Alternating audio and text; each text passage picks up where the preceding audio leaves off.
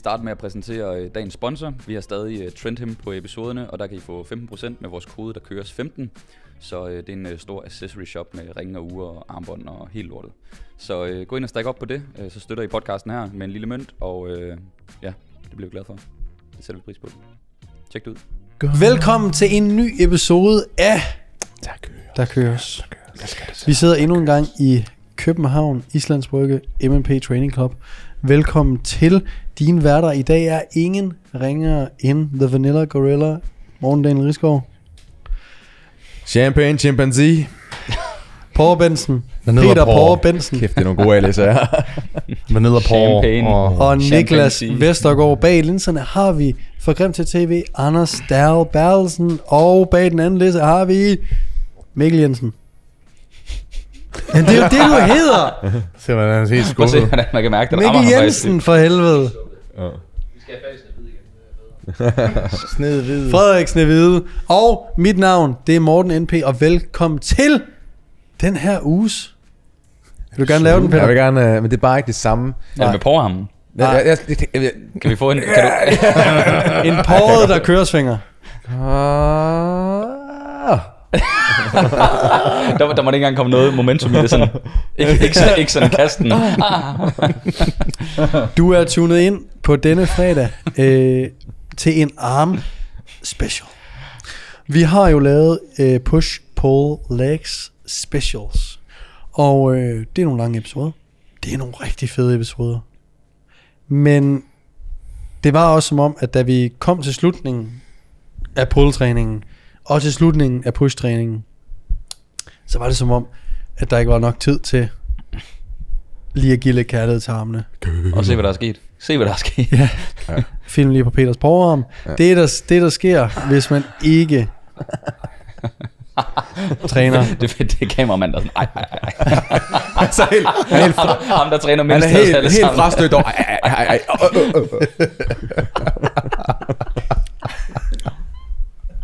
Hvis du ikke allerede har hørt vores push-pull-legs specials, det er altså 3 specials, det er ikke 1 special, så gå ind og hør dem.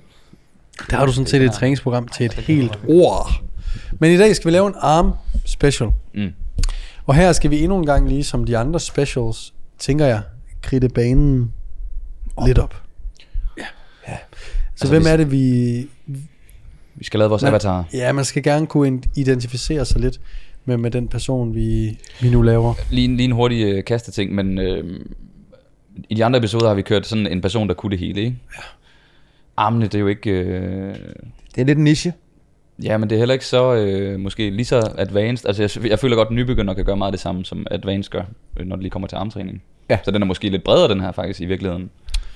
Ja, man kan sige, man behøver ikke gå op i de her ting, hvis man er helt ny. Nej. Men der vil heller ikke ske noget ved, at man måske gjorde det. Nej, det er det, jeg mener. Ja. Hvor vi i nogle af de andre har vi snakket om, at det har været lidt advanced, så nogle af de ting, vi har sagt, har også været sådan lidt, jamen, er det også godt til den brede?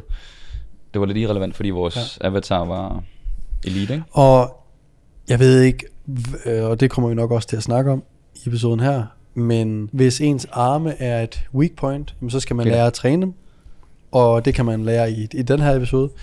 Men hvor meget går, ja det kommer vi ind på, men hvor meget skal man gå op i, hvilket hoved det er, man træner og så videre. Kan man have et dårligt langt hoved på bicepsen? Kan man lægge noget fokus der? Der er altså en derude, der sidder og lytter med sådan et dårligt langt hoved. Hvad fanden har det med min arm at gøre?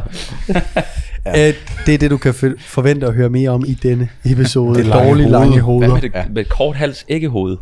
Ja. Så jeg tænker, at det er for en, der gerne vil have nogle større guns, og en, som måske er veltrænet, ja, lad os sige, og har små arme. Og som gerne vil have nogle sunde albuer, måske. Også det. Ja, det er typisk et led, der godt kan sådan opleve at blive lidt irriteret og inflammeret, lidt lemt, hvis man sådan er lidt for hård ved det. Fordi der er jo mange ting, ligesom al træning kører nærmest derigennem, ikke? Ja. Al overkropstræning. Alle overkropstræninger. Jeg synes, det er fint at sige, at det er en, der har trænet måske 2-3 år som minimum. Så har de ligesom fået deres begynder-vækst. Ja. Nu skal det til næste niveau, ikke? Ja, for hvis du er fra 0 til 2 år, så skal du nok bare træne din arm. Det er bare at lave en bicep curl videre. Ja. Men, og nu, i dag, der tænker vi, vi måske egentlig laver en arm, altså dag. Ja. Eller hvad? Arm day. Eller hvad tænker vi gøre her? Det tænker jeg godt, vi kan, men også i forhold til, hvis det er et weak point, så er der også andre ting, man kan gøre, end at lave en armdag. Det kunne også komme ind på. Sådan, ja. Altså, vi bliver nødt til at tage udgangspunkt i, at det bare er en dag, ja, fordi ellers så kan vi ikke komme rundt om alle overvejelserne. Nej. Så skal vi ikke bare snakke... Kan lige drysse lidt ud, ikke? Ja, altså de overvejelser, vi har, når vi laver armtræning, om det er på ugentlig basis eller på en træning, og så fill in the gaps. Og så tænker jeg, at hvis man gerne, det kan vi også komme ind på til sidst, men hvis man ikke kører en armdag, så kan man nok tage meget af den armdag, vi laver, og sprede ud Ja, præcis. på det træningssplit, man nu har. Just præcis. Vi kan jo starte med, altså hvis vi skal lave programmer til klienter, altså hvad er så de første tanker, når vi kommer til armtræningen? Altså hvad er de første overvejelser, I kigger på? Altså når I skal sidde og vælge en armøvelse? Det er, hvor er den tungeste henne, den her? Fordi mind muscle er jo sådan lidt skudt lidt ned, men der er lidt i forhold til, at overkroppens ekstremiteter, der kunne måske godt give lidt mening i forhold til armene. Måske. Altså mind muscle connection? Ja. Altså om det er en ting? Ja, der er lidt der.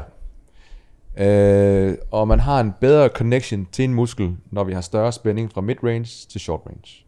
Det er noget, man kunne overveje. Så ligesom for at finde, okay, det er der med triceps sidder, det er der med biceps sidder. Og så er der også noget med, at vi fatiger jo hurtigst i det mid-range til short-range stadie, på grund af nogle forskellige faktorer i musklerne. Så det kan give mening først at udtrætte den del, for så senere flytte den over i en anden øvelse, der også rammer triceps eller biceps, der så har størst spænding i det mid to long range delen. Det er sådan en overvejelse, man gør sig. Yeah. Er det sådan, du typisk... Det kunne godt være det, ja. Det er sådan en klassisk tilgang, jeg har. Fordi det gør jo, at ens performance i de forskellige sæt bare er højere. Så jeg løfter flere kilo, og får også et større output. Ja, så det er sådan mine overvejelser i den del. Hvad med i forhold til... det kan være, skal vi starte med en, altså biceps først? Og gå i dybden med den? Ja, så vi ikke blander det for meget. Ja. Jeg skal det. Og jeg tænker jo, at vi kører hele armen, så underarmene... Underarm på os? Også. Okay, fingre også. Og... Ja. Det tager vi en anden special. Men lad os tage bicepsen. Okay, så hvis vi skulle... Det du lige sagde der... Hvis vi skulle proppe det ind i... En helt specifik kontekst skal være, at jeg er over i kabeltårnet. Jeg laver en squatting position biceps curl, hvor jeg kan placere kablet sådan, så der er størst spænding fra mid til short range, så den er tung der. Så kan jeg enten køre det som et supersæt, eller som en alternerende opsætning. Så der rammer jeg den korte del af bevægelsen. Hvis jeg så vil have den forlænget, det er så der, at kabler de bliver essentielle for biceps træning, så vender jeg mig om, har kablet bag ved mig, og har så armen placeret, trukket bag ved kroppen, fordi biceps kører over skulderledet, så vi forlænger det lange hoved bicepsmusklen, når vi har armen ekstenderet, altså ført bag ved kroppen. Og så kører jeg så i, det kan jeg også bare køre med armen langs siden, det er egentlig ligegyldigt. Men så kan jeg placere sådan, så der er størst spænding i den mere forlængede del, altså fra long til mid, og så bliver den så lidt mindre fra mid til short, ikke? Så det er sådan det eksempel, der... Det er begge yderpunkter, ikke? Ja. Hvad så med mid-range punktet? Vil du aldrig bruge det? Jo, det vil jeg også. Og der kan man bare bruge dumbbells, hvis det var. Ja, lige inden vi dykker endnu dybere ned, så kan vi ikke lige få alle med her på short, mid og lengthened range. Jo. Og hvis du ser med på YouTube, så kig gerne over på Peter. Ja. Og han lige forklarer, hvor der er shortened og så videre. Så nu flexer jeg den ikke porede. Nej, jeg flexer ikke skid. Men hvis det her, det er sådan cirka det, vi kalder mid, og så til short range, så der vil jeg placere mig sådan, så kablet, det giver mig den største spænding her, og så lidt mindre her. Og bare lige til lytterne, Peters albu er i skulderhøjde nu, løftet op i skulderhøjde. Ja, så det er musklen er forkortet. Ja. Det er sådan en anden variabel, man kan gå ind over. Ikke noget med, vi skal faktisk være i den her position. Og hvis den skal være helt forkortet, så skal vi have den op til omkring... Det er sådan noget deroppe, ikke? Jo. Så det var fordi, at der er det, vi kalder forkortet og forlænget stadier af musklen, men her bliver der snakket om, hvor spændingen er størst. Præcis. Det er bare lige sådan, alle lige er helt med. Det er 2 variabler, vi kan påvirke, og det giver en frygtelig masse øvelser. Ja. Super fedt. Ja, det er jo når man først er sat ind i det, ikke? Long range er så, når at der er størst spænding, når muskelfiberne er i et mere forlænget stadie, det vil sige herfra til midt. Og så bliver den så mindre her. Men også du positionerer dig selv på en måde, så du rent faktisk kommer til et straks stadie. Ja, og der skal jeg så have Armen bag ryggen. bruge kabel til ligesom at... Så det Peter sagde før med at lave en squatting cable curl, det var at fra halvvejs op til helt op, der er der størst spænding, Yes. hvor han så vendte sig om, således at der var størst spænding på fra armen var helt strakt til halvt op, basically. Lige præcis. Ja, basically, ja. Ja. Yes. Så er der også det, der hedder et forlænget og et forkortet stadie, Ja. som vi garanteret også kommer til at nævne. Yes. Skal vi lige tage, hvad det er også? Ja. Vi bruger de samme 2 øvelser, du lige nævnte. Ja. Faktisk. Altså ved at flektere skulderledet, køre fremad, og måske Det vil sige løfte skulderen. løfte skulderen, ja. Måske køre den ud i et skulderbladsplan, så jeg bedre kan flektere. Så kan jeg få forkortet min biceps muskel, når den er under arbejde. Og det betyder egentlig bare, at sådan en ren lavpraksis, der er en større sådan krampende fornemmelse, når vi kører de type øvelser. Ja. Og så samtidig, så hvis jeg kører armen ned, og så bag ved kroppen, så har jeg placeret biceps i en forlænget position. Strak position. Ja. Og vi kan mærke et større stræk på musklen. Yes. Ja. Og hvis du sidder derude og lytter, og ikke lige fatter det, bare lige smut ind på YouTube, lige se de 2 minutter her. Ja. Så bliver det hele meget nemmere. Ja. Så det er bicepsen. Ja. Ja. Vi nåede ikke lige at snakke midrange. Hvornår vil man kaste sådan en in the mix? Det kunne man godt gøre, men jeg er lidt i tvivl med, det er der, man er bedst til at producere kraft, så den kunne man faktisk placere til sidst, der hvor man er mest udmattet, så man ligesom får... Det bliver bare sådan en klassisk standing easy bar curl, whatever. Ja. Noget, hvor du... Altså... den er meget tung her, ikke? Jo. Det er også derfor, du kan producere noget load. Du kan... Tung, sådan bell-shaped kurve, ikke? Sådan en tung midt på, så lidt lettere tung. Ja. Man er så lidt mere fatiguet i den forkorte, så der er nogle andre overvejelser, man skal gøre sig der, men så vil jeg bare smide den der sådan. Ja, fordi det Men vil man køre 3 bicepsøvelser i samme træning? Det vil jeg nok ikke, nej. Så... Heller ikke, hvis selvom det var en ren armdag. Det vil jeg nok, det kunne jeg nok godt finde på, så vil det bare ikke være så mange sæt. Altså lidt mindre volumen med flere vinkler. Nej, det er også en helt anden snak. Ja, okay. Det er klart. Jo, hvis det var en ren armdag, så kunne man godt, men ja. Så sådan køre 2-2-2, så er det 6 sæt, det synes jeg er okay. Ja. Så jeg tror måske, jeg vil have det fedt ved at bare køre 3 sæt i en, så, altså nu er jeg ligesom i gang med det her, så gør jeg det færdigt, ikke? Men det er også op til temperament og behov. Ja. Så... en lille lavpraktisk ting. Har vi en armdag? Jeg tror, hvis man havde en ren armdag, så ville man kun have en. Man også rammer det på de andre dage, måske. Ja, fordi du rammer det lidt sekundært på de andre dage, ikke? Det vil, som jeg personligt gør. Ja. Splittet skal virkelig være delt op, ikke? Hvis du skal have 2 armdage. Hvis du skal, så har vi mange dage, hvis du er tilbage på ugenlig basis og træning, ikke? Skal vi bro split, ikke? Så er det ægte bro, ikke? Arm, bryst, arm, bryst, arm, bryst. Men jeg tror, jeg vil tænke i en dag, ikke? Også fordi vi skal stadig have plads til alle de store muskelgrupper. Det kan man også godt, men hvis din arme er helt pøllet hver eneste gang, du skal til at lave noget andet. Ja. Altså, du kan jo ikke undgå at bruge dem sådan rigtigt. Så det er i hvert fald noget, man lige skal tage højde for. Så lige for at tage den et niveau dybere med bicepsen, så kan man kan køre med et underarmsgreb, et supinedgreb, som det hedder. Og der rammer vi brachialis. Jeg må lige hurtigt stoppe dig, inden du dykker ind. Det er bare lige for at få den generelle biceps anatomi. Ja. Skal vi ikke tage den, og så dykke ind i... Jo. Ja. Bare lige så folk fatter, hvor mange biceps hoveder og... Vi har vi har 2 biceps hoveder, biceps brachii. Brachii betyder bare, at vi har en i overkroppen, fordi vi har også en, hedder det sådan, biceps femoris. Ja, nede i låret, som også køler, i det tilfælde benet. Og så har vi den dybe armbøjer, som hedder brachialis. Og så har vi også en, der hedder brachioradialis, som også er en... Er den egentlig en underarmsflexor? Ja, det er den. Det må den da være, ikke? Hvis den kommer, ja. Så det er dem, vi sådan ligger og har fokus på. Så er der nogle muskler nede i underarmen. Jeg tror, den hedder pronator teres og supinator og så videre. Så tror jeg, vi skal sidde lang tid, hvis det er. Hvis vi skal nævne dem alle sammen. Ja, men de laver egentlig bare en supinationsbevægelse og en pronationsbevægelse. Og så er der også flexerne og extensor digitorum. Så bliver det meget... ja, skide godt. Og hvad sagde du forskellen? Den ene, det var en underarms flexor, ikke? I bicepsen. Ja. Og så kom vi ind på nogle af de øvelser, du var i gang med at sige, ikke? Jo. Ja. Så vi kan tage biceps brachii, altså den her med, når vi flexer, så kan vi sådan kugle, det er den, vi ligesom kan tage lidt ud af ligningen, hvis vi gerne vil lægge et potentielt større fokus på vores brachialis, altså den dybe, fordi ved at køre med et neutralt greb, eller sågar et pronad, så på grund af biceps brachiis hæfte nede på er det ulna eller radius, det må så være... Er det så? Det er også detaljer, men så kan jeg... den som rykker ligesom med rundt og drejer. Det er radius. Så den får ikke lov til at være den, der fyrer først. Præcis. Ja. Så momentarm for biceps må det være, det må så blive dårligere, så den producerer mindre kraft, så brachialis skal potentielt arbejde arbejde med. Så det er noget, man kan gå ind og manipulere med. yes. Ja. Ja. Ja. Ja. Så det giver en forholds masse øvelser, og kan være rigtig, rigtig forvirrende.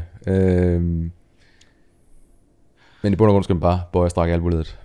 Altså, det er den helt ja. Så skal man så placere spændingen på en eller anden måde, ikke? Ja, men altså ligesom alle mulige andre træningsstudier, så er der jo noget, der tyder på, at lave med forskellige vinkler, lave med forskellige rep ranges, altså så virker det til, at man får en lidt mere komplet udvikling. Ja. Så vil man altid have et supineret greb, eller et neutralt eller proneret greb, eller vil man skide lidt mere på det, eller hvordan og hvorledes. Eller hovedsageligt lave med et supineret greb. Ja, ikke? Jo, det vil jeg. Jeg tror, jeg vil enten have, hvis jeg kører altid noget supineret, men måske vil jeg have noget neutralt.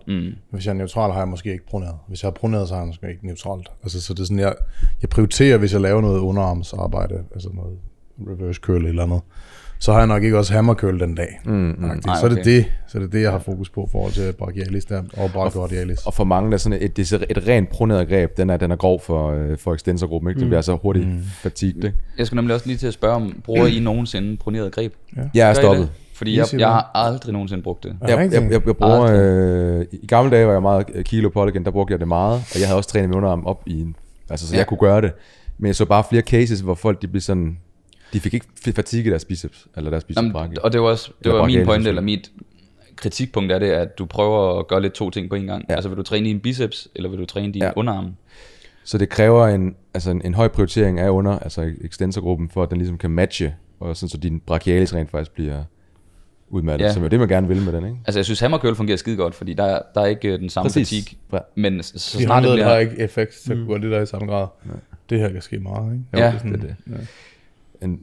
Hvad det hedder, det er en radial deviation og en ulnar deviation, bare lige for at det bliver, det er sådan her. Jeg elsker din latinske ordbog, den er så fyldt. Men den kan simpelthen, altså det er fantastisk, sådan en lille led, det kan, ikke? Og flektion og ekstension og supination og... Ej, nu bliver du der bare. Ja. Jeg føler, at ikke med ordene, men med... Ja. Altså, jeg synes, jeg har kørt mange reverse curls igennem tiden, og arbejder mig også op til en 20 på hver side reverse curl med easy barn. Nu er det ikke mig, der bliver mig. Nej. Også fordi det er den casual måde, han leverer den på. Ja. Jamen, jeg tror, jeg har kørt 60. men og det var bare sådan et lille sjovt projekt, men lige nu kører jeg easy bar reverse preacher curl. Så den ene dag har jeg en supineret preacher curl, single arm, dumbbell, og så den anden dag har jeg en... det er så fordi, jeg kan ikke... I forhold til nakken er preacher curl nice for mig lige nu, for så lægger jeg ikke så meget load på.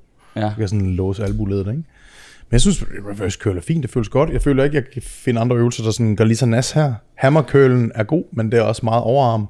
Hvis jeg sådan vil target det her område specifikt, jeg synes virkelig, jeg får meget fat hernede. Kontra hammeren. Hammeren kan jeg godt faktisk, hvis jeg laver hammer curl, og jeg faktisk ind og roterer lidt, så føles det sygt i min biceps. Ja. Altså er det meget overarm, så det er slet ikke hernede. Okay. Hvis jeg ud og roterer mere, så føler jeg måske mere. Det er så også fordi, man må target mere det lange hoved, når man er ude og roterer samtidig. Ja, men det hvis du har et neutralt greb, så vil du jo ligesom fjerne den, ikke? Og hvad for noget? Biceps brachii vil jo arbejde mindre, hvis du har et neutralt greb. Men jeg snakker ikke om brachii, jeg snakker om brachioradialis, at jeg kan bare mærke, at brachioradialis, når jeg kan reverse curl, når jeg kan hammer curl, kan jeg, hvis jeg er ind og roteret, mærke overarm meget mere end underarmen. Okay. Kontra hvis jeg er neutral position, så synes jeg kan mærke meget underarmen. Ja. Det var faktisk, fordi det skete ved en fejl. Jeg lavede facing away curls med hammer grip. Så var jeg sådan, det var helt sygt, så meget jeg kunne mærke det i min biceps. Så var jeg sådan, det er fucking underligt det her. Ja. Jeg kunne overhovedet ikke mærke min underarm, der gjorde det. Så tænkte du, fuck, jeg skal have store arme med den her øvelse. Ja. Men det er jo en sjov observation. Altså, fordi hvis du kunne mærke det mere i underarmen ved at køre reverse, kunne det jo godt være, at du fik noget ud af det. Det var altså jeg kan slet ikke sammenligne det. Jeg synes slet ikke, når jeg kører hammer curl, synes jeg slet ikke, det er slemt i underarmen. Sådan rigtig. Nej, okay. I don't know. Men kan der ikke også være noget, fordi når vi træner underarmen, så starter vi jo, så flexer vi jo i håndledet. Altså når man kører reverse curl, så flexer man jo albuen. Ja. Så det er jo forskellige dele af underarmen, vi faktisk rammer, ikke? Lidt ligesom en leg curl og en romansk dødløft. Altså man har jo set opdelt hypotrofi i hver ende af musklerne, afhængig af om man kører forlænget eller for kortet stadie. Så det kan jo også være, at det vil faktisk give mening, at man bliver faktisk måske nødt til at have det med. Det er, nu er vi så over i underarmen, ikke? Men det kan være, at man bliver nødt til at have det med faktisk for at få fuld udvikling. Det var så lige over på underarmsiden. Men altså, jeg har aldrig brugt det. Kigger I compounds? Nu ved jeg med dig, det er lidt ledende, men måske dips som værende en A-øvelse, selvom det ikke er en isolerende tricepsøvelse, at det er sådan en, du kan progrediere over lang tid. Lige så vel som en supineret chin-up eller en supineret pull-down. Vil I nogensinde kigge det? For det har jeg nogle gange leget lidt med tanken om, sådan, og jeg tror ikke, jeg har fået testet det af i den grad, jeg godt kunne tænke mig.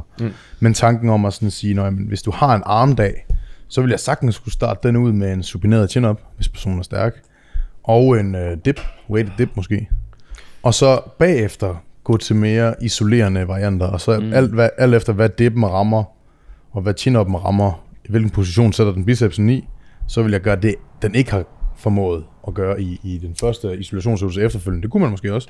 Men det er sådan lidt mere sådan en, så er det jo ikke isoleret armtræning, så er der lidt mere bryst med, og lidt mere skulder, og der er lidt mere ryg med, ikke?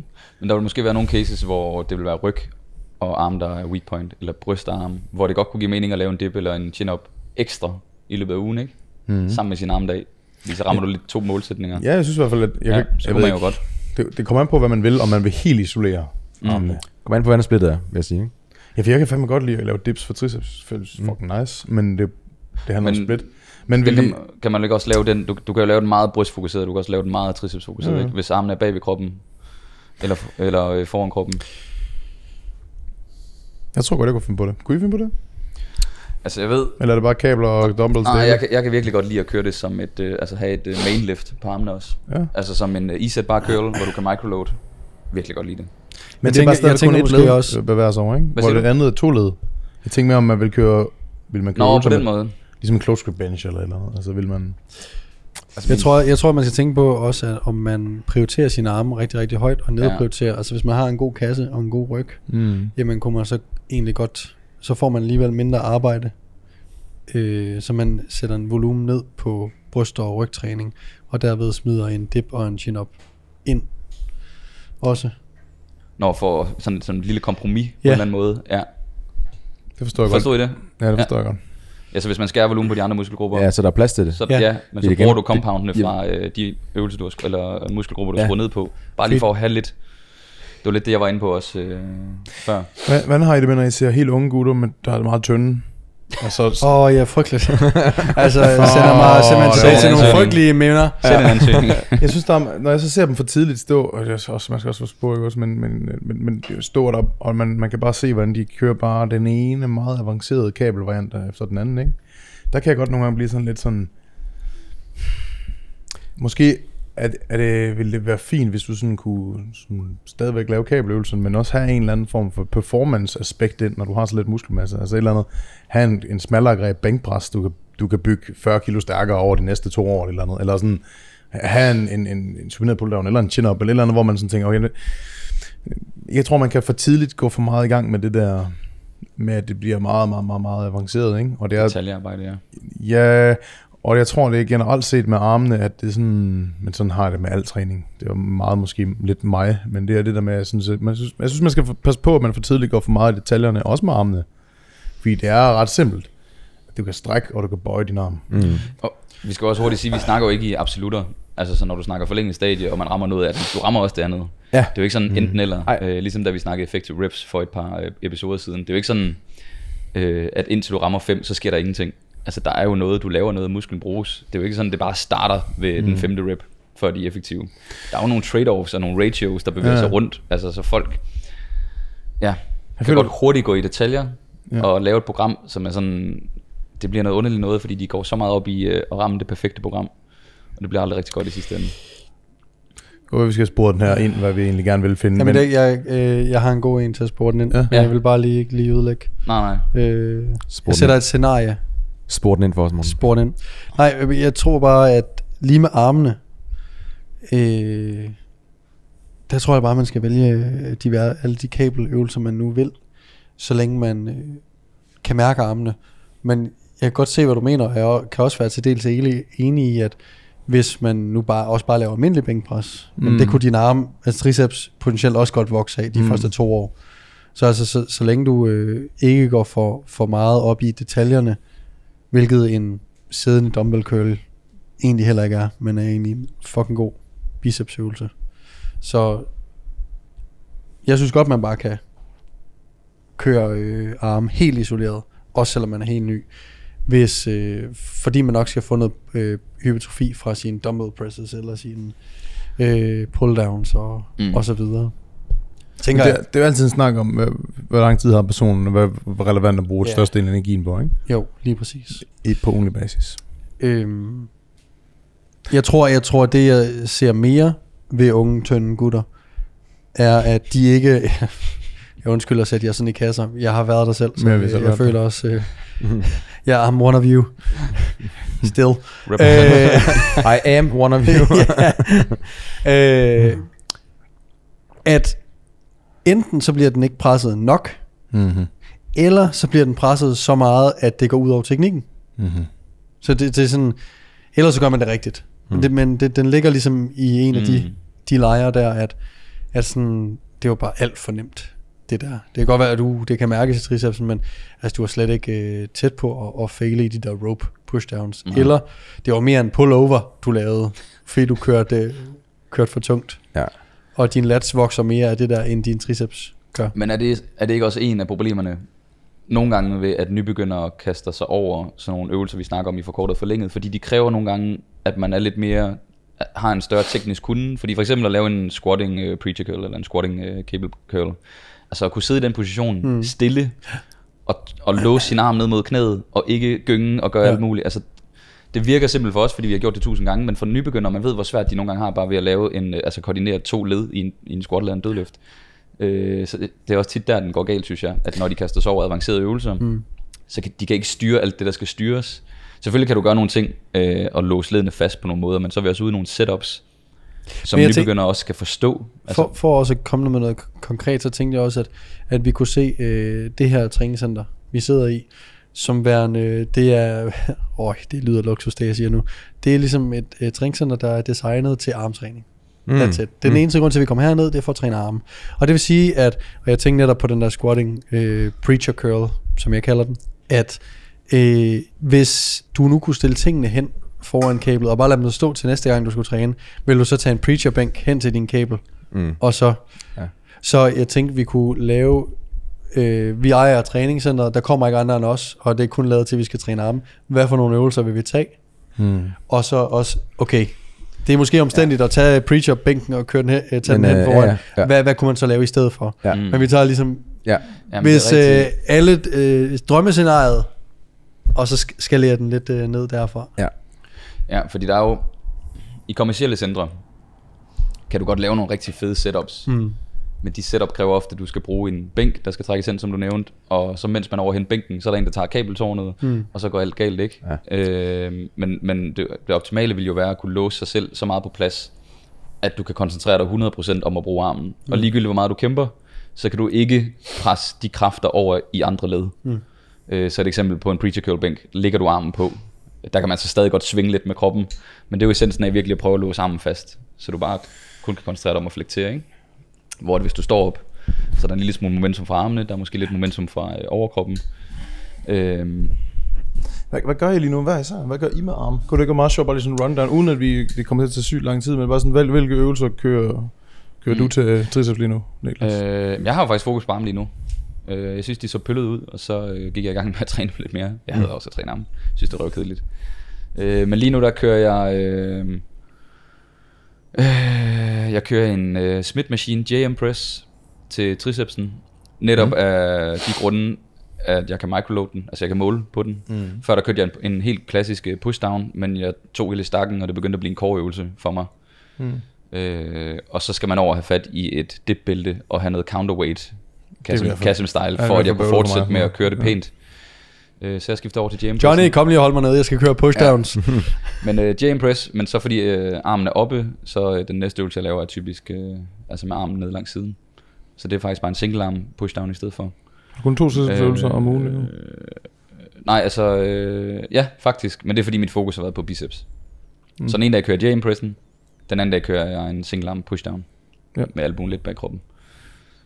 Til biceps, som er hovedfokus, der starter jeg med der starter jeg med en preacher curl på GOD'en, altså hvor armen hænger lodret. Så det er faktisk, altså der isolerer jeg lidt en af enderne, ikke? Og så bagefter så laver jeg faktisk en facing away og kommer. Så der kører jeg faktisk det du nævnte i starten, Peter, altså med forkortet stadie, forlænget stadie. Og på den anden dag der laver jeg bare noget der laver jeg en stående dumbbell curl. Så det er mid-range, og så følger jeg den op med en cable curl, tror jeg. Så det er faktisk begge to i mid-range. Men det er fordi, det er mest af et tidsperspektiv. Så der kører jeg sådan noget 3 sæt af 10-20, men så kun et minuts pause, fordi den træning er lidt lang. Så der smadrer jeg bare lidt mere igennem. Ja, så 2 mid-range øvelser, en i forkortet, en i forlænget på ugenlig basis. Ja.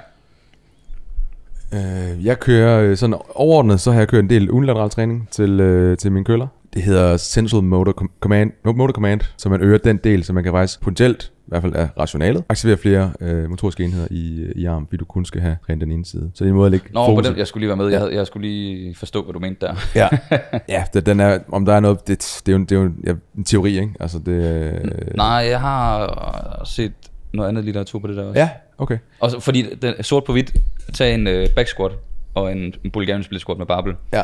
Du kan ikke squat det, du kan Bulgarian split squat. Du kan ikke bare gange vægten med 2. Og, ja. Så man løfter flere kilo på den ene side. Yes. Ja. Ja, det er sådan set det som det er en måde at lægge fokus på armene. Så kan man også placere det først i træningen på en eller anden måde.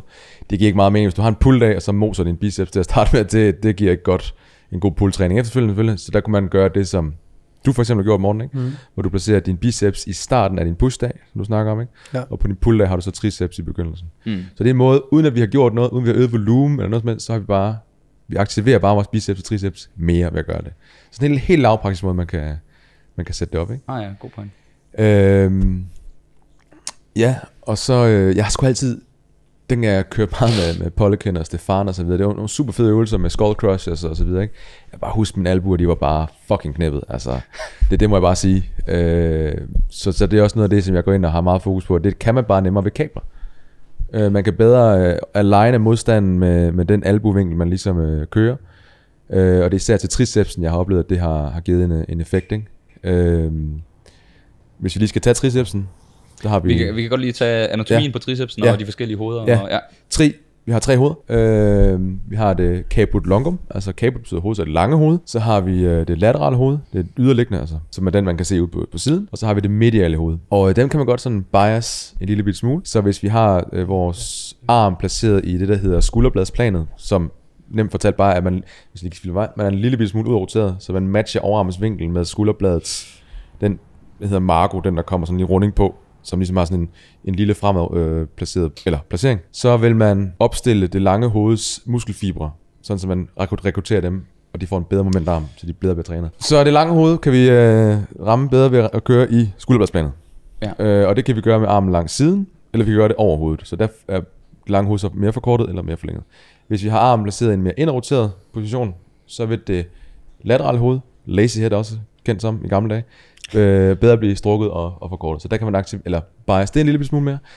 Og så det mediale hoved vil så hovedsageligt være aktivt, når vi har sådan mere dynamisk, som for eksempel ved pres, eller hvor vi både bevæger albueledet og skulderledet. Så det er sådan kort fortalt, hvordan de 3 hoveder, de arbejder, ja. Det fik vi ikke sagt om biceps, men ud af rotation, der vil det lange hoved her også. De fiber aligner bedre, så vi bedre rekrutterer dem, hvorimod ved en indadroteret position, så vil det korte hoved, altså det hoved, der vender indad, bliver lidt mere aktiveret.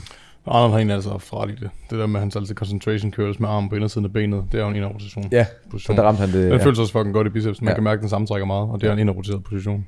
Det er meget sjovt, fordi det har jeg også altid kunne mærke. Jeg var sådan yngre, der var ikke klar over hvorfor, men jeg kunne bare mærke, at sammentrækningen var hårdere i den, end den var i en preacher curl. Ja. Eneste forskel er... Det var også der, hvor den bare fik det navn, concentration, fordi det virkelig var... Man kan så også sige, med en preacher, der kan man også køre lidt mere... Det ligger måske lidt mere naturligt, at man lige roterer kroppen lidt, for lidt mere ud af roteret position, sådan så det er lange hoved, ikke? Ja. Men det fordi der ville jo egentlig også godt kunne ramme det korte hoved, men jeg giver det ret. Ja. Det var anatomien. Men før du lige bankede den afsted, så var du allerede i gang med at bevæge dig lidt ind på din triceps træning, din egen, ikke? Ja. Jo. Ja. Og generelt har jeg gået meget med, altså bruger næsten kun kabler til min triceps, og min albuer har aldrig haft det bedre, vel? Altså det må jeg bare sige. Men er det på grund af kablet, eller på grund af de greb, du kan bruge? Eller hvordan? Hvorfor er det bedre for din albuer, tror du? Har det handler om alignment i led? Jeg tror, det er alignment led, ja. Okay. Så min, min hyalinbrus, den har det simpelthen bare bedre, ikke? Altså, din, hvad siger du der? Din stomipose? Ja, min stomipose, så er det bare okay. Har det bare bedre. Min led har det simpelthen bare, altså det aligner bedre, musklen bliver mere, der er ikke noget, der sådan sidder og gnaver ind i ledet, og som ikke passer med modstanden. Nej, okay. Det er sådan, at det er for skrøbelig, man er, ikke? Så må Og jeg er fucking skyggelig, altså det har vi set gang på gang efterhånden, ikke? Altså, jeg skal vende hver en sten, for Du at laver stykker en her. dumbbell curl, og så er din ben falder bare af. Og i modsætning til biceps, så kan vi ændrer ikke noget på, hvilket hoved der er mere aktivt, om vi kører supineret eller neutral greb. Tværtimod vil jeg faktisk bare anbefale, at man kører med neutral greb, for der kan vi ligesom låse den lidt mere, hvor vi ved, som nogen står og laver et supineret greb, står og laver triceps extension, der er der bare en risiko for, at vi ikke får ud med det vores triceps, men vores ekstensionsmuskler bare bliver fatiget for, ikke? Ja. Så ja. Men så er vi jo lidt tilbage til den snak også med underarmstræningen til biceps. Altså det kunne godt være, hvis man virkelig vil have fat i underarmen, ikke? At man så skulle gøre det, netop fordi det er oppe omkring albuen i stedet for håndledet. Det kan vi tage bagefter. Ja. Ja, altså jeg ved ikke, når det kommer til armtræning, så er det sådan, man kan godt lave den helt nørdede model, hvor man så fortæller om, jamen altså, så det du så kan gøre, det er, så kan du vælge en øvelse, som imødekommer alle positionerne. Er vi enige om det? Så det vil sige, det perfekte armprogram, det handlede om, og hvis du skulle ramme tricepsen komplet, så skulle vi have noget, hvor vi arbejder i scapularplan med flektion af overarmsknoglen, og vi skulle have inderrotation for at få ramme en eller anden form for lateral hoved og en presbevægelse. Og så kunne man sige, okay, hvis det skulle være den presbevægelse, det kunne være en close grip bench, til dels en dip, kommer an på, hvor du en dip, vil også gøre det. Og det vil så give mening måske at sige, men det løft, den af de øvelser, som har potentiale for at microload over længst tid, det kunne potentielt være det kunne være et A-øvelse, det kunne være en måde at gå til det, som man sådan sagde, men det kunne være en dip, weighted dip, whatever. Det kunne være en close grip bench, og så derefter så går man så til de to andre. Ja. Det kunne være en komplet triceps-træning. Ja. Og biceps, man kan argumentere for, om det giver mening at lave en chin-up. Vil det give mening på noget tidspunkt at starte mere med en overarmsknogle, som er har mere skulderflektion, som der er i supineret, og så altså, det er jo to bevægelser. Vi vil egentlig gerne gøre det her jo. Men det er faktisk det her, der sker. Ja, jeg har brugt det gamle dag igen. Ja. Kilo. Det kan faktisk, det er ligesom at bicepsen, den forkorter over den ene vej, men den anden vej forlænger den, når du laver en chin-up. Prøv at tænke over det. Altså det er jo faktisk, du laver ekstension af overarmsknoglen, hvor vi egentlig søgte, vi søgte jo egentlig. Men altså, hvis du laver en mid-range curl af en eller anden art, så kan man jo godt få lidt skulderflektion på, ikke?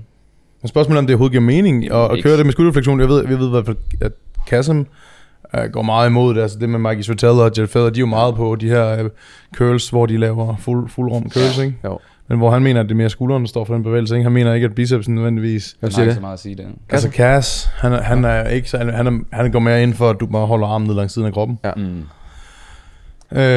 Jeg ved ikke, hvad det er. Jeg synes bare, en barbell curl eller noget af det der, det føles lidt som et compound løft, fordi det er så nemt at styre og microload, så selvom det er en isolation, så opfører den sig lidt som et, synes jeg, som forstår du, hvad jeg mener?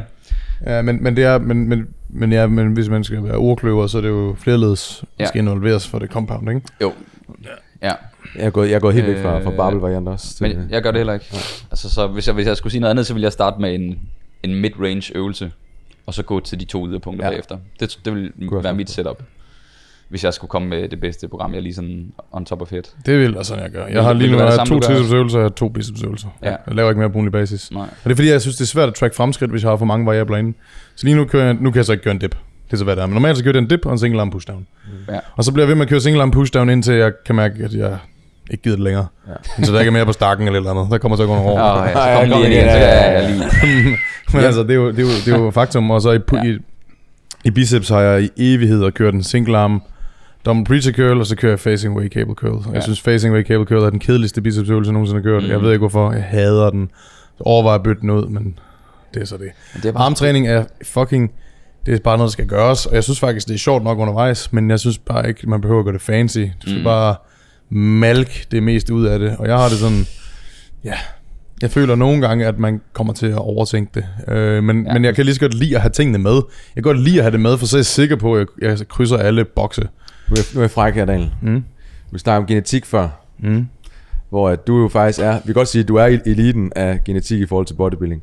Du skal måske ikke, som andre har behov for at vende hver en sten i forhold til at få det maksimale ud af din armtræning.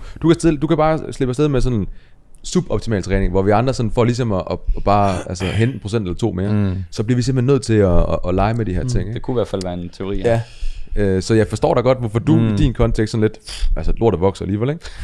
Hvor vi andre, vi skal kræfte. Jeg træner det ikke engang, at det vokser bare ikke. Ja, måske. Altså, I don't know. Jeg nørder det meget på mine klienters vegne. Det er jo ikke, fordi jeg ikke gør det på mine klienters vegne. Det siger jeg ikke. Men når det kommer til min egen vegne, jeg er sådan, det ved jeg sgu ikke. Jeg er meget konsistent med det, jeg laver. Jeg tror på, at jeg slår folk på konsistenten, fordi jeg holder min single arm push down i et år i streg. Ja. Folk, det tror jeg helt sikkert. fuck around. Ja. Fool around. Altså, det er sådan, jeg har prøvet mange ting. Jeg kørte dippen halvandet år i streg. Halvandet år i streg, og jeg sådan, har ikke noget imod. Jeg har 3 uger i streg, hvor jeg ikke flytter mig. Jeg bliver bare ved med at køre den. Så genetik er en ting, men jeg tror... ting er consistency. Ja, fordi hypertrofisk, så har jeg gode gener til quads og kas. Det der er det bedste. Min arm har aldrig været noget, jeg havde. Jeg har billeder fra, jeg var 17, hvor jeg havde god kas og god quads. Jeg havde altså ikke nogen arme. Det jeg havde sgu bygget. Altså jeg ved godt, jeg selvfølgelig vokser i overall godt. I acknowledge that. Nej. Men jeg føler, det er sådan, for mig set har det været armtræning, været bare noget, jeg synes var sjovt nok lang nok tid. Dips synes jeg er fucking fedt. Jeg elsker at lave dips. Så derfor så er det bare... Kan jeg huske, hvad Morten sagde lige i sidste episode, eller forrige episode? Det der med, at vi snakker om, når man lavede skiftene, så var det faktisk ikke... Det var ikke teorien i skiftet. Det var motivationen, der lige fik et nøk op. Ja. Så som du siger, du synes, det var fucking nice. Ja. Så du har bare malket den. Og så kan det godt være, at den var 80% så god som en anden. Men fordi at du elskede det, så du giver den gas, du vil gerne se PR's, du jagter de der ting. Meget vigtige ting at tage med, tror jeg, til dem, der sidder og lytter med. At finde nu også nogen, der bare er fucking fede, sjov. Som du også nævnte før, Morten. Bestemt. Ja. Jeg tror, det at gå op i armtræning, for mange er det bare at bøje og strække armen. Så, og det kan for nogen også virke som om, at der ikke er mere til det. Så for nogen kan det også blive motiverende, at I er lidt ekstra, ikke? Der er faktisk mere til det. Ja. Jeg kan faktisk en preacher curl gør den long head biased eller altså jeg tror bare det nogle gange er det de små ting der kan gøre at man er consistent i længere tid med det. Der kan være 2 lejre. Dem der går så meget i detaljer at de aldrig rigtig får noget gjort. Og så er der dem hvis de ikke går i detaljer, så er de ikke motiveret for at lave det. Så det er sådan... Ja, lige med sweet spottet, ikke? Jo. Ja. Men så det der med at lave i går så den perfekte armdag, og så vide, den her kører jeg et halvt år. Det er bare ikke nogen, der gør, føler jeg. Jeg føler, der er så mange, der så laver de vitterligt alle de der snørklede varianter. Og så, men du ser dem lave nye øvelser hver gang. Altså det er sådan... Fuck man, jeg ser ikke folk være sådan super konsistente med det. Jamen det er rigtigt. Fordi man har måske også en tendens til den person, der chaser de der helt... Altså den der perfekt alignede pushdown, så er jeg sådan, når du først har fundet den, så bliver du der lige et halvt år. Men det, jeg føler bare ikke, det er den tendens. Som jeg føler, at den person bliver motiveret af at gøre noget nyt hele tiden. Ja, det er rigtigt. Og så det er faktisk, hvis man kan lave den perfekte alignment, men så lige hold your horses. Så jeg ved godt, du lige har set noget nyt nu på nettet, men bliv nu lige ved med at lave den bevægelse her. Det er lidt det, der går galt med folks armtræning, føler jeg. Altså fordi jeg spurgte for eksempel, nu har jeg et godt eksempel af Christoffer Bangsgaard. Ja. Hvor det er sådan, vi har virkelig prioriteret arme på ham. Det har været en ting, det har været et virkelig weak point, ikke? Hvor det var sådan, for ham set har det været at lave en armdag, og den armdag har bare været den samme også det sidste år. Han kører 2 op og 2 lower, så har han en armdag. Det er nemt, det fungerer. Og men han er virkelig sådan, det er sgu, vi bytter meget sjældent ud i øvelserne. Det er bare de samme. Men han er jo også, han er jo fucking god til bare at gøre, hvad der i går så bliver sagt, ikke? Men der er bare et eksempel, hvor det virker. Han har ikke specielt gode gener til armene, det har han faktisk ikke. Og det er sådan, men han er bare blevet ved med at lave det samme, ikke? Og han synes også, det er kedeligt, det gør han. Men han er pro, ikke? Så derfor gør man det jo. Han gør det bare. Ja, det skal bare gøres. Ja, så synes jeg, hvis du skal... Jeg ved ikke, om I er enige med mig i det her, men når det kommer til armene, så er det sådan en ærlig ting, som en single arm preacher curl. Det er bare meget ærlig. Du kan ikke rigtig cheat den, og så er det sådan... Hvis man den 1. januar sådan, okay, nu kører jeg en 12'er for 5 gentagelser, eller 10 gentagelser, whatever. Og så næste januar, hvad kan jeg curl i den preacher curl? Det er så klart. Yes. Du kan godt cheat i den, men du bliver meget bevidst om, at du cheater i den, så ikke? Altså. Ja, hvor at dippen modsat, at sådan kompar, der er det sådan, var det fordi, jeg blev lidt bedre til, var det kassen? Ja. Hvis jeg havde lavet fremgang i dippen, var det så tricepsen, eller var det brystet? Ja. Men så er det sådan en single arm pushdown, en måde, hvor du sådan kan stille dig selv på samme måde hver gang. Ja. Altså 100% sikker, hvor du står på samme måde. Og en single arm dumbbell preacher curl, og så bare sammenligner med 2023 med 24. Det vil være meget ærligt i forhold til fremgangen, ikke? Og det var nok også lidt det, jeg tror, der skal til faktisk, for virkelig at rykke sig. Ja. Altså det er sådan en meget generel ting, altså på alle muskelgrupper. Altså man skal virkelig huske at standardisere sin teknik. Der er mange, der tænker, at de er blevet stærkere, men i virkeligheden så er de bare gået fra 3 sekunder til centrisk i en hack squat til 1 sekund i en centrisk. Så tror de har gainet 20 kilo. Og det er jo så der, man kan kigge på, de måske har for meget fokus på progression, ikke? Ja. Og så glemmer de lidt at standardisere øvelsen, og så lige pludselig så er der alle mulige andre ting, der er taget over, ikke? Det er lidt momentet, lidt her og der. Ja. Og så husk, at det er okay, at man ikke laver progression hver evig eneste uge. Som du sagde med din dip. Fint, der sker ikke noget i 3 uger, jeg er ligeglad. Jeg bliver da bare ved med at mose igennem. Der kan der være andre ting, der gør, at jeg ikke fik progression i dag. Jeg har arbejdet for meget, jeg har en diskus i nakken. Altså der kan være mange forskellige ting, der gør, at man ikke... Altså. Ja, og så lige i forhold til microloading er fucking fedt. Fordi du kan se, okay, jeg er steget, jeg siger halv kilo, jeg stiger kilo. Men det der med, at du bare lige stiger en gentagelse, du bliver på samme reps. Fordi det går fra 25 til 30% over et kabel er meget. Men du så bare lige river en gentagelse med, det er også progression, ikke? Så der må man måske lige skifte sit mindset. Det er et praktisk element, vi slet ikke har snakket om, men gør I ikke også typisk det på altså isolationsøvelser, arm, sideskulder?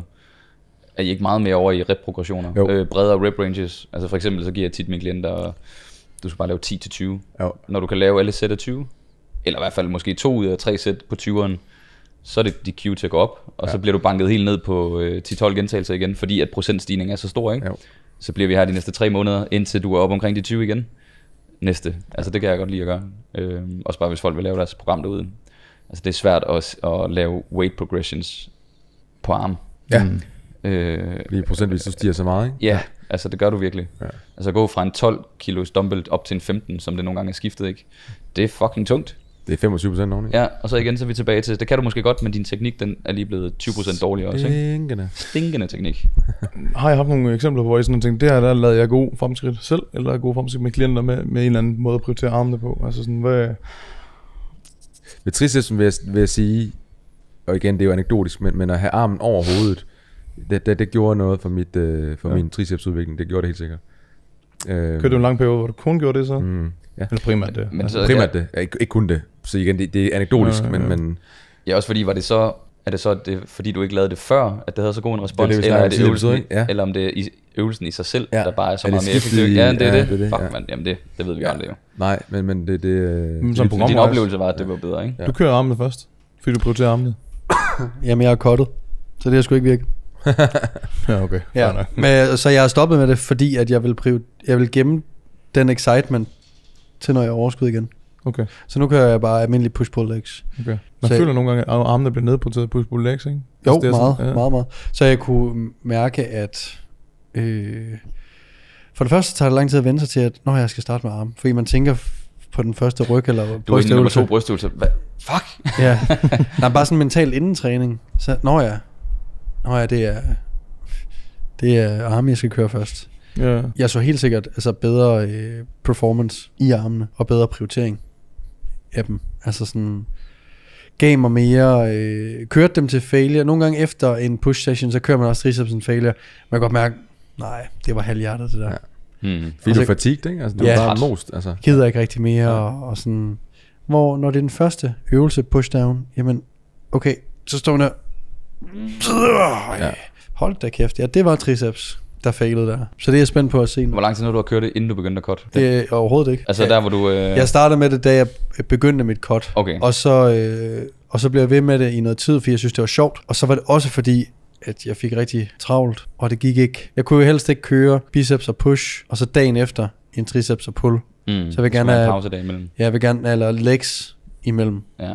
Og så pause, og så blev det noget bøvl. Okay. Og så blev jeg nødt til at køre push-pull legs, fordi dem kan jeg køre altså hulter til bulter, som jeg vil.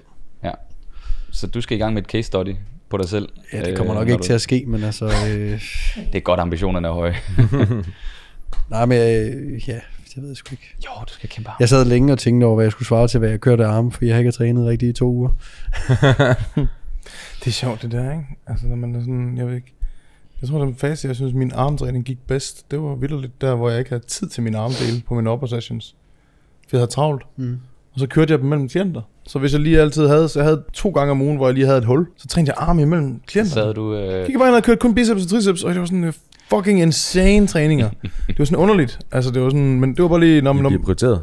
Ja, Men det var egentlig en periode, hvor jeg var træt af, at jeg ikke fik det gjort på min upper session, så jeg følte, at jeg stoppede træningen før tid. Så dagen efter, når i morgen har jeg lige en halv time mellem de her 2 klienter, der kan jeg godt nå biceps og triceps. Og det var sådan, jeg følte virkelig, at jeg havde gode armtræninger der. Jeg følte, at jeg sådan visuelt kunne se forskel, og 2 fulde armdage om ugen var det jo faktisk. Ja, så det vi siger til jer ude, få købt det på håndvægte op til arbejdspladsen, så lige ned i kantinen, og så lige ryg 8 sæt bis og tris. Men hvad vil sådan være den perfekte, hvis det stod klart herinde? For det første, vil I køre biceps færdig først, eller vil I køre alternerende sæt, eller vil I køre en bicepsøvelse, straight sets, så en tricepsøvelse, straight sets? Altså her vil jeg 100%, altså bare for at spare tid og få en fed rytme, der kan man, altså der vil jeg mene med sagtens at køre alternerende, fordi det er ikke fatiguen det her. Hvis der er nogen, der bruger argumentet for det, hvor de ikke kører overhead press, eller chin-ups, og det er derfor ikke vil lave en alterneret opsætning, okay, fair nok, der kan være noget motivation og nogle ting, og så er det med på. Men ved biceps, triceps, der kan man godt alternere. Det vil jeg... Så det vil du gøre? Det vil jeg gøre i hvert fald, ja. Og hvad for nogle øvelser skulle der stå klar? Hvad vil den første bicepsøvelse? Gør vi det i fællesskab nu? Altså bliver 100% enige om, og så bygger vi programmet. Skal vi gøre det? Ja. Det synes jeg... Nu har vi ligesom fået etableret, hvad de forskellige stadier og øvelser og... Så det giver mening, at de første 2 øvelser er nogen, hvor man har tænkt sig, at de skal være det er stables, de skal være det næste år. Ja. Okay. Altså, og så kan vi altid i B og C. Ja, de kan så være der et halvt år, og så i 3 måneder, og så... Jamen, jeg vil ikke mening. Den er du mest frisk på. Den er du mest frisk på, det er den, som du tænkte at holde en længst tid. Ja. Men blev vi enige om vi var over i en compound bevægelse, eller en mid-range, eller vi lige starte med en isolerende del? Altså jeg kan sagtens se både en Smith JM Press inden som A, men jeg vil faktisk sige sådan her, jeg kan godt lide at køre for kortet nogle gange først, og det grund til, det er lidt hårdt ved ledene, at starte med en dip for mig. Helt kold, start med en dip, der skal være vægt på. Det kan faktisk, jeg bruger ret lang tid på at varme op til det. Der synes jeg, jeg kan rimelig hurtigt gå til en pushdown. Så er der noget med at komme til forlænget stadie, altså også skull crushers for eksempel. Fucking hell, de er hårde ved albuerne, men hvis du har kørt pushdown inden, så synes jeg, det er okay. Så er der faktisk sådan en praktisk ting med at tage ting til forlænget stadier, før de er varme. Det er sådan lidt med armene. Okay, ja, men det er selvfølgelig det er selvfølgelig, ja, som du siger, noget praktisk. Det må folk jo selv lige vurdere. Hvis vi siger, det ikke er en faktor, at de bare kan starte, hvor de vil, ikke? Altså jeg tror, jeg vil tage en mid-range øvelse først. Så det vil være, i mit tilfælde, helt almindelig curl, altså om det er med dumbbell, barbell eller i et kabel, og det samme til triceps. Men er det så tænker du så jam press? Jam er jo egentlig, det er jo essensen af det må det være, ikke? Der er bevægelse i begge led. Ja.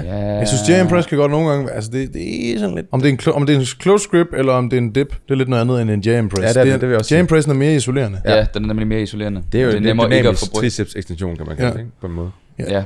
Elsker at køre close grip og dip, men det er også, mit skulderled går godt med det. Det kommer også lidt an på, hvad har I erfaringer med det? Altså nu taler jeg også for mig selv, men nu vil jeg jo starte med en jam, fordi jeg selv kører det. Men jeg vil sagtens skulle se den være med som i det optimale program, også som den A-øvelse.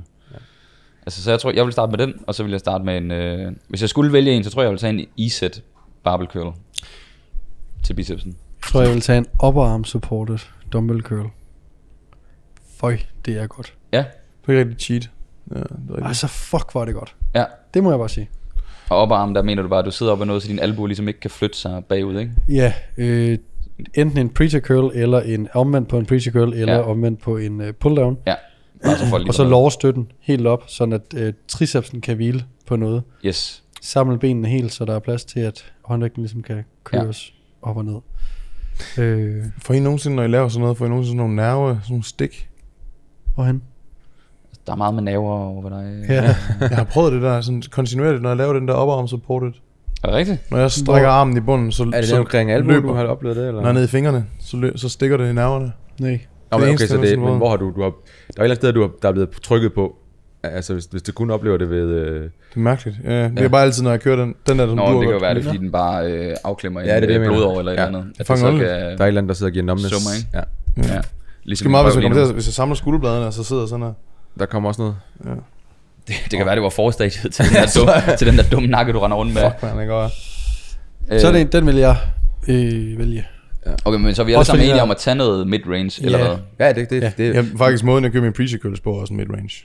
Ja. Altså, jeg kører den ikke sådan her. Altså, jeg er ikke sådan forlænt. Jeg står oprejst, så er bare en bænk langs siden. Jeg står på siden af bænken, og så kører jeg. Ja, okay, på den måde. Det bare den er fed. Okay, så langt så godt, så man kan faktisk vælge nogen inden for de rammer. Ja. Hvis jeg vil køre en E-set bar, så tror jeg faktisk også, at jeg vil gøre det back supported. Jeg læner lidt op af noget. Ja, et rack for eksempel. Ja. Man kunne sagtens starte. Hvordan har du det med frivægt, E-set bar og sådan noget? Du er ikke så fan? Eller? Nej, jeg kan virkelig godt lide at isolere på en preacher bænk.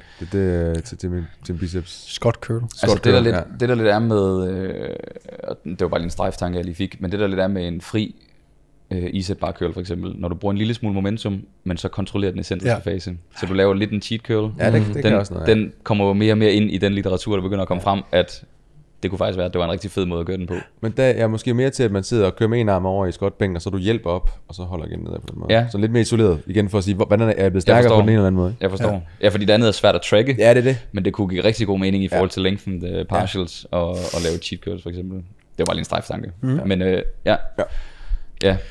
Og så vil jeg sige, hvis man nu er, nu ved vi, at vi sådan vi kan bias lidt ved nogle af hovederne, så det kunne man også tage med i cocktailen der, ikke? For mig har mit laterale hoved været en weak point. En pølle. En pøle. Så lave noget der, hvor armen lidt ind og roteret, ikke? Og stå og lave noget ekstension over i kabeladen. Og så det der, tage midrange, men lige twist den lidt. Ja. Det er bare det. Lige et hurtigt spørgsmål her. Vil I så i øvelse nummer 2 prioritere forlænget eller forkortet stadie? Forlænget. Ja.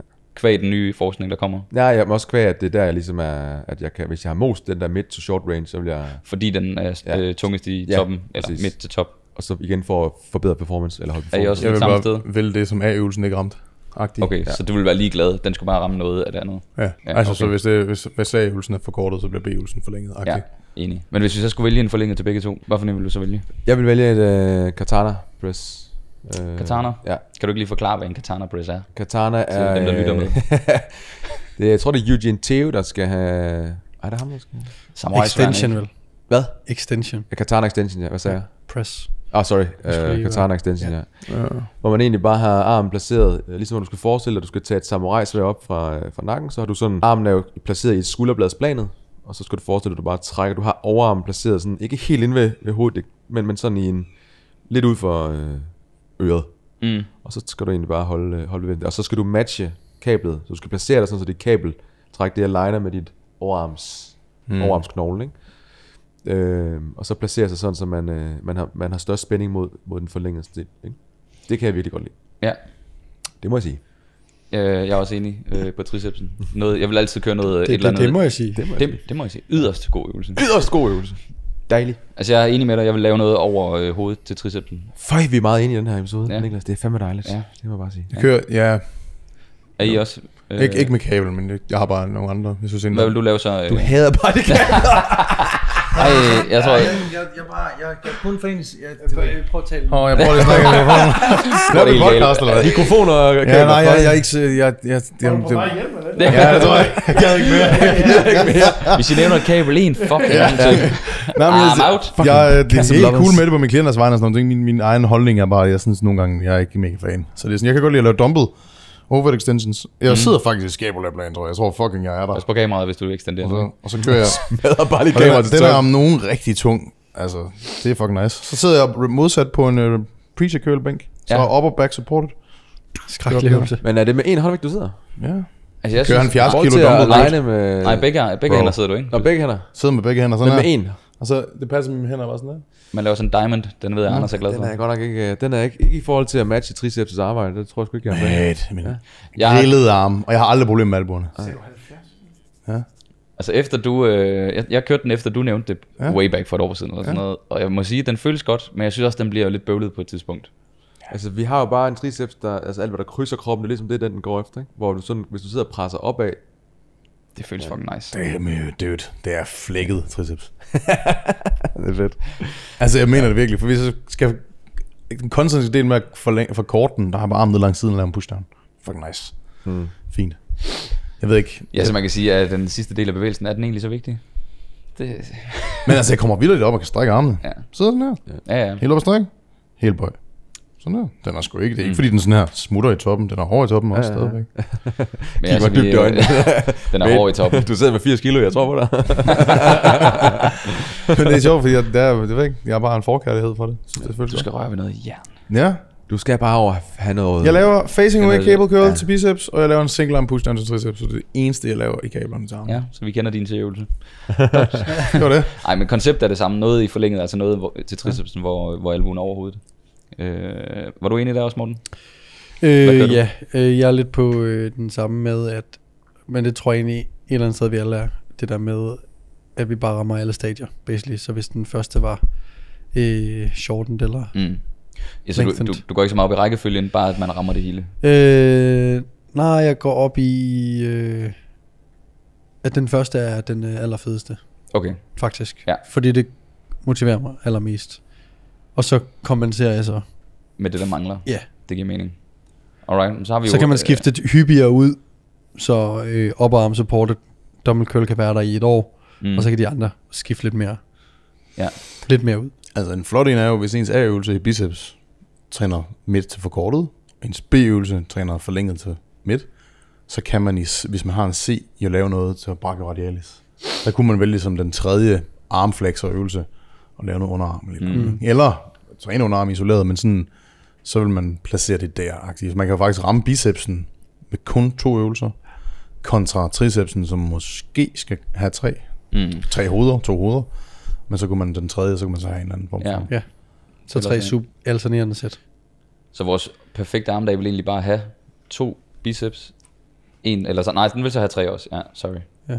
2 biceps, 1 underarm. Ja, men så den tredje øvelse til tricen mangler vi vel, gør det ikke? Det vil så være noget med albuen forbi kroppen, eller hvad? Pushdown. Igen, find noget, hvor du ikke har most ramt en anden skulderposition. Ja. Jeg ved ikke, hvad det er. Overarmsposition i forhold til skulderen, ja. Har I nogensinde lavet cable kickbacks, hvor man er foroverbøjet? Så selvom det er den samme vinkel, som når du egentlig står op, der er bare et eller andet med den modstandskurve i den, eller et eller andet. I hvert fald En cable kickback, hvor du står foroverbøjet. Tror du ikke, du vil have samme følelse, Niklas, hvis du bare tog armen bag ryggen, mens du står op og trækker op fra? Jo, men så er det som om, at kabeltårnet skal være designet på en bestemt måde, for den vil altid komme lidt skråt. Det er som om, man skal kunne komme helt. Giver det mening? Jeg tror, jeg ved hvorfor. Jeg tror, når du laver cable kickbacks, så har du kablet i bunden. Den er i bund, den trækker opad, ikke? Så den er tungere i toppen. Så den er skråvinkel. Den er bare svær at få, den der. Ja.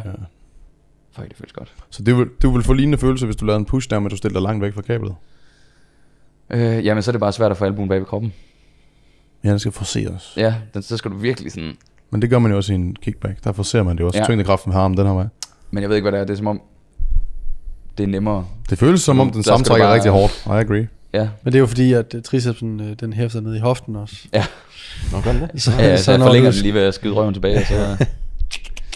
Men vi så ikke ved at være der med... Så A-øvelserne, en EZ bar curl, eller en upper supported. Eller en...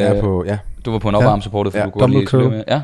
Og en triceps A-øvelse var en dip. Eller pushdown eller JM, tror jeg faktisk, vi var over i. Eller var vi også i en dip? Jeg er ikke på en dip. Nej, det er nemlig heller ikke. Men... Altså, jeg er meget på dip, men... Jamen, jeg kunne også godt dippen, men jeg kunne også... Vi skriver det bare ind som skråstreg. Men jeg vil sige, dippen, det vil så også kun være, hvis man kan have en tæt dipstang, ligesom der er i Norge. Ja. Fordi hvis det er en bred, så er det no-go.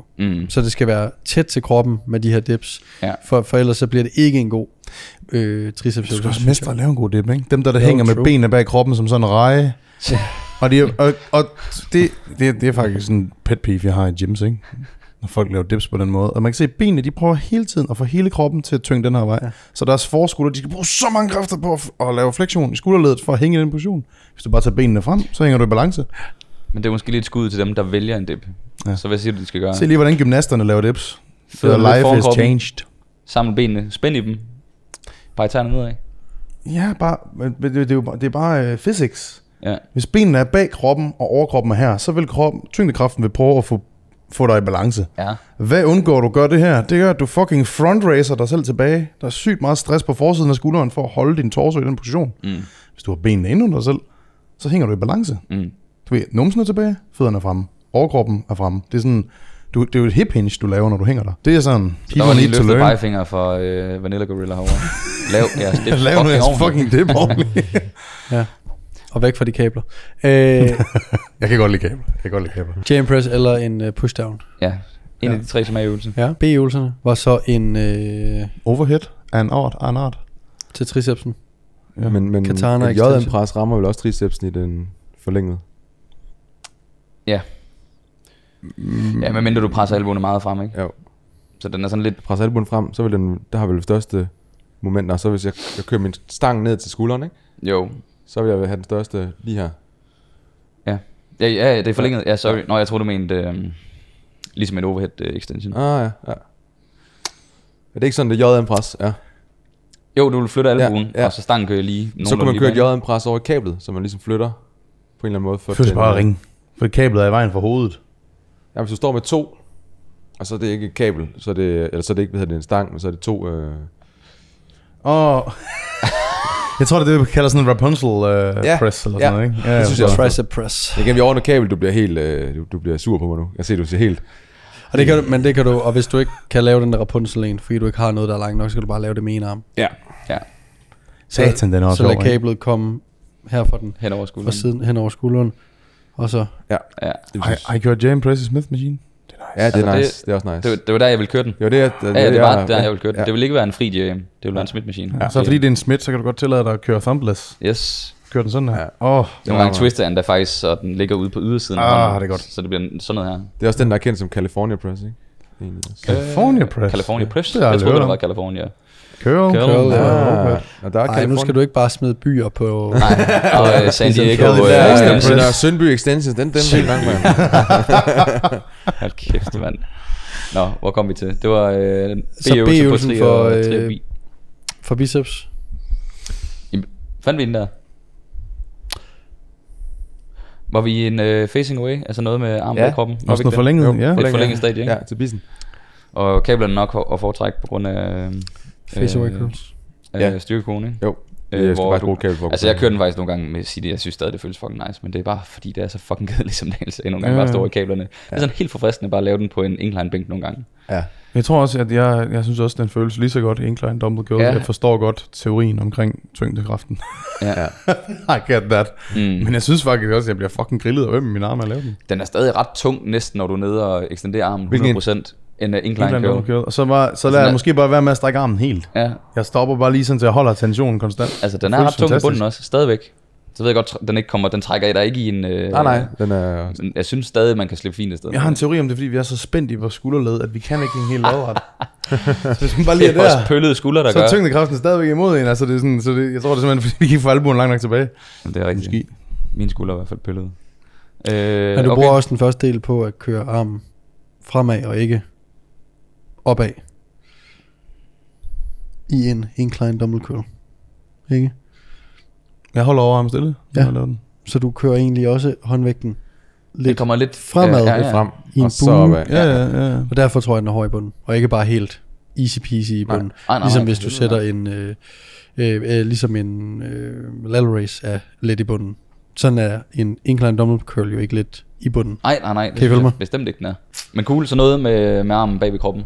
Ja. Som B-øvelse. Og så var der C-øvelserne til trissen. Hvad vi ikke har ramt, agtigt. Jamen der manglede vi noget komplet forkortet, ikke? Hvis I skal lave en komplet forkortet tricep pushdown, hvordan vil I lave den? Hvad synes I er nice? Går I til hvad hedder det, yderligheder, så I sådan vælger at have albuen bag kroppen og sådan noget? Jeg kan faktisk også lave ekstension, triceps. Jeg kan godt lide, hvis det er single arm øvelser, bare at have albuen lige et par centimeter bag ved kroppen. Jeg synes, jeg kan sagtens mærke, at jeg får en bedre sammentrækning af det, end hvis den bare er lige.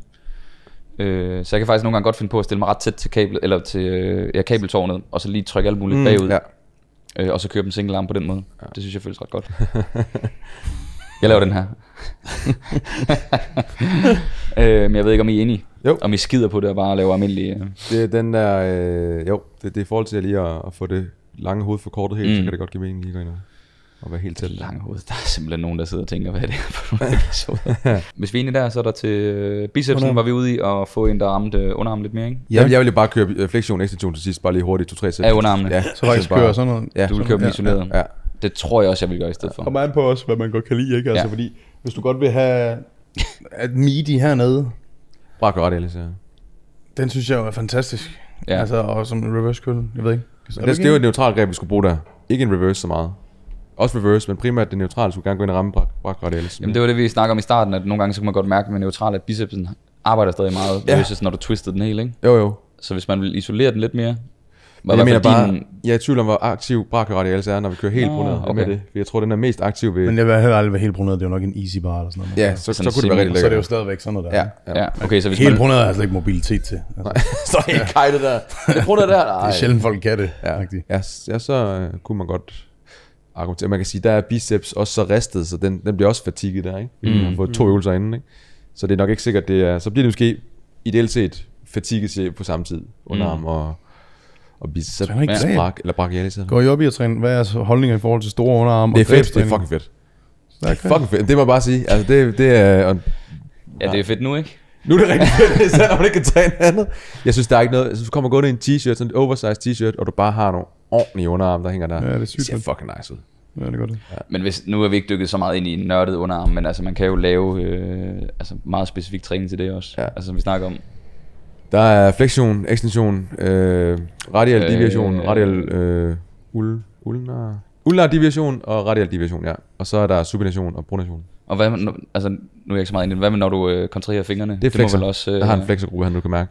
Du kontrerer dig, ikke? Men det må jo så igen være forskellige dele af underarmen, du faktisk Der tager. er så mange, altså der er fandme mange muskler nede. Men de går ud og har helt fat ude i fingrene, ikke? Så det er jo Ja. dem, der ligesom sidder og laver den her. Du kan se, de flexer hernede, ikke? Jamen det er det, jeg mener. Så når vi snakkede albuen, så kunne det måske være hypertrofi i den øvre del af underarmen, ikke? Jo. Hvis du bruger fingre og håndled, Ja, men det, ja. Så bliver det fedt, ikke? så bliver det nørdet, ikke? Ja. Man ved bare, at du var så klar til at skyde en hel time. Ja, det var med jeg underarmstræning, altså, det skal vi ikke. Ja, så bliver det fedt, ikke? Ja, nej, vi stopper her. Ja. Ja. Er vi der ikke? Har vi ikke Cool, et... så det er et armprogram. Og hvis man ikke har en armdag, så vil man egentlig måske bare skulle dele det op i 2. Altså tage tricepsdelen på sin push-dage. Altså de Kunne være her en mulighed, 3 øvelser op. Mm-hmm. Øh, Bicepsdelen med sin pull. Eller gør som du gør. ja, kan Jeg man tror ikke, jeg vil køre 3 tricepsøvelser på en pushdag. Hvis jeg Nej, del det op, Nå, på så det, du okay, har godt, 2 ja, på den yes, ene og 1 på den anden, for eksempel. Ikke? Ja, ja. Jeg er kommet til C-øvelsen nu, eller Z-øvelsen. C-øvelsen. Så hvis man kører et andet split, hvor man ikke har en armdag, så kan man så splitte hele den her træning op, ud på 2. Og så vil jeg nok holde antal sæt på max 8. Mm. Det er ligesom der, vi sætter cut-off point i forhold til... Det er en På helt anden ugenlig snak. eller Det er en helt anden per snak. session. Ja, ugenlig kan vi godt lægge den lidt højere, men i Præcis. session Det er der er per omkring 8, session, tror jeg. Ja. Cool. Cool. Så hvis du har powerarm derude, så kom i gang. Og Så det vil sige mig og Peter. Hvis Altså hvis I ikke vil ligne Peter og Daniel lige nu, så skal I i gang med det her program. Powerarm. så jeg håber, at I kunne bruge den her arm special til noget. Skriv meget gerne, hvad det er for en special, I godt kunne tænke jer at se næste gang. Nu har vi kørt en push-pull legs arm special. Det kunne være, at vi skulle køre en calf special. Not gonna happen. Men det kunne være, at det var noget andet. Det ved vi ikke noget. Tusind tak, for I lyttede eller så med. Vi ses i næste episode. Tak fordi I så eller lyttede med på episoden her. Vi skal også sige tak til Trendhim igen her som sponsorerer episoden. I kan bruge koden der køres 15 og så sparer I 15%, og I støtter også med en lille mønt også. Så gå ind og tjek det ud. En masse accessories, ringe, ure, armbånd og så videre. Så dress up. Vi ses. Der køres.